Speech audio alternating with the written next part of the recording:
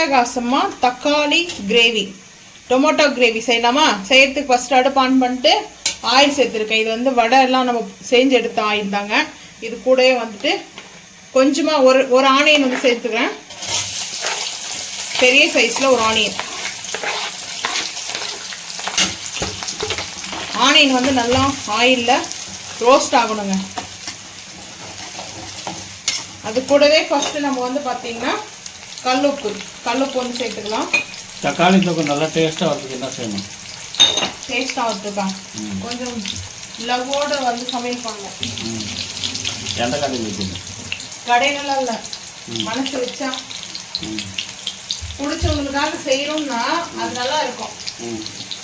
ஒரே கான்செப்ட் அதுதான். வேண்டாம் வெறுப்போ செஞ்சோம்னா அந்த டேஸ்ட் வராது. அதாவது ஹஸ்பண்ட் லவ் பண்ணுறது மட்டும் இல்லை, நம்ம செய்கிற குக்கிங்கை லவ் பண்ணணும். பட் அதுதான் ஃபஸ்ட்டு. இப்போ சீரகம் கொஞ்சமாக வந்து கடுகு வந்து நீங்கள் கேட்கலாம், ஃபஸ்ட்டு ஆயிலே வந்து சேர்க்கலாமே அப்படின்னு போட்டுக்கிற சீரகம். சோம்பு உங்கள்கிட்ட பேசிக்கிட்டே நான் கன்ஃபியூஸ் ஆகிட்டேன், சாரிங்க. சோம்பு அதுக்கப்புறம் வந்து கடுகு சேர்த்துருக்கேன். கடுகு வந்து ஃபஸ்ட்டே நீங்கள் சேர்க்கறது தான் சேர்த்துக்குங்க. நான் இந்த கிரேவிக்கு வந்து ஃபஸ்ட்டே சேர்க்கக்கூடாது. ஆயில் வந்து கொஞ்சம் கூட வச்சுருக்கோம். இங்கே பாருங்கள் ஆயில் கூட இருக்கா. ஸோ இந்த ஆயிலில் அந்த கரெக்டாக வந்துட்டு கடுகும் சோம்பும் பொரிஞ்சிடும்.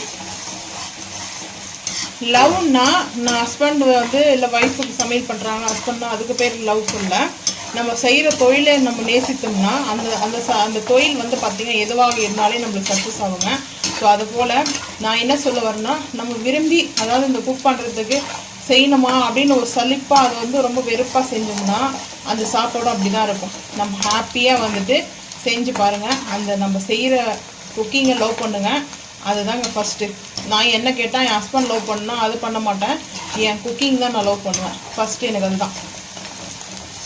ஸோ அதனால் எப்போ நீங்கள் அந்த ஒரு லவ் பாண்டிங்கோடு செய்யுங்க, அந்த சமையல் சூப்பராக ஹிட் ஆகுங்க. வெங்காயம் நல்லா வதங்கிட்டங்க. ஆனியன் வந்து இந்த அளவுக்கு பொரிஞ்சிடணுங்க. இப்படி இருந்தால் தாங்க இந்த மாதிரி கலர் வரணும். நார்மல் கலரில் இருக்கக்கூடாது, ப்ரௌனிஷாக வரணும். கருகிடும்.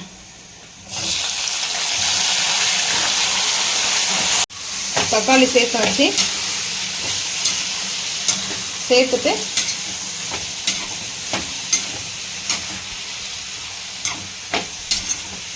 நல்லா வதங்கட்டுங்க. தக்காளி வதங்கினதுக்கப்புறம் பார்த்துக்கலாம் வாங்க. தக்காளி வந்து பார்த்தீங்கன்னா நல்லா வதங்கிடுச்சிங்க. இந்த டைமில் ஃப்ரெஷ்ஷாக அரைச்சிருக்கிற இஞ்சி பூண்டு பேஸ்ட்டு ஒரு 1.5 டீஸ்பூன் சேர்த்துருக்கேன். சோயா பிராண்ட் யூஸ் பண்ணி அதை முடிஞ்சிச்சு. வாங்கிட்டு வரணும். ஃப்ரெஷ்ஷாக இருக்குது நல்லா இருக்குதா இல்லை வாங்கிட்டு வந்து நல்லா இருக்குதா? ரெண்டுமே நல்லா இருக்குது. ஃப்ரெஷ்ஷாக இருக்குது இன்னும் நல்லா இருக்குது. ஃப்ரெஷ்ஷாக அப்பப்போ வந்து அரைச்சிட்டு இருக்க முடியாத டைம் இல்லைன்றதுனால நம்ம அந்த பிராண்ட் வந்து யூஸ் பண்ணிக்கிறோம். முன்னாடியெல்லாம் பிராண்டெல்லாம் கிடையாது. இஞ்சி பூண்டு பேஸ்டெல்லாம் அந்த காலத்தில் எல்லாம் வீட்டில் அம்மியில் அரைச்சி சேர்ப்பாங்க. நம்ம இப்போ மிக்சியில் அதை அரைச்சி சேர்க்குறோம். பச்சை வாசனை போட்டோங்க. அதுக்கப்புறம் பார்த்துக்கலாம். எல்சி பெருங்காயம் சேர்த்துக்கலாம்.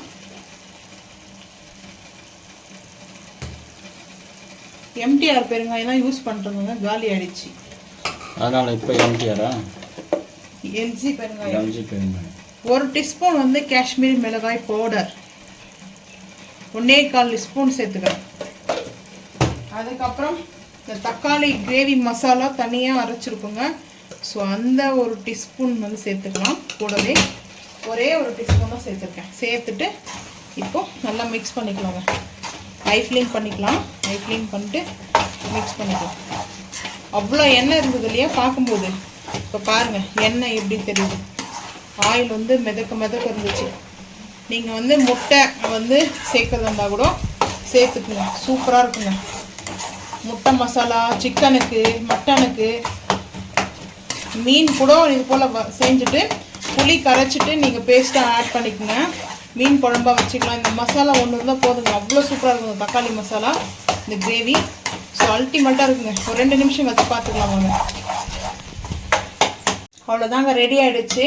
இந்த ஆயிலெலாம் பாருங்கள் லைட்டாக பிரிஞ்சு வருது மேலே. ஸோ நம்மளுக்கு சூப்பராக ரெடி ஆகிடுச்சு இந்த தக்காளி கிரேவி. ஸோ உங்களுக்கு ரொம்ப இது போல் பிடிச்சிருந்தா மறக்காமல் வந்து தக்காளி கிரேவிக்கு லவர்ஸ் நிறைய பேர் இருக்கீங்க. ஸோ உங்களுக்கு பிடிச்சிருந்தா ஸோ கமெண்ட் செக்ஷனில் ரேட் ஹார்ட்டை வந்து பிடிச்சவங்க கமெண்ட் பண்ணுங்கள். இந்த வீடியோ பிடிச்சா லைக் பண்ணுங்கள், ஷேர் பண்ணுங்கள், சப்ஸ்கிரைப் பண்ணுங்கள், பெல் ஐக்கான் வந்து கிளிக் பண்ணுங்கள், மறக்காமல் சேனல் வந்து ஃபாலோ பண்ணுங்கள். அப்போ தான் நம்ம போகிற வீடியோ உங்களுக்கு நோட்டிஃபிகேஷன் வருங்க. தேங்க்யூ.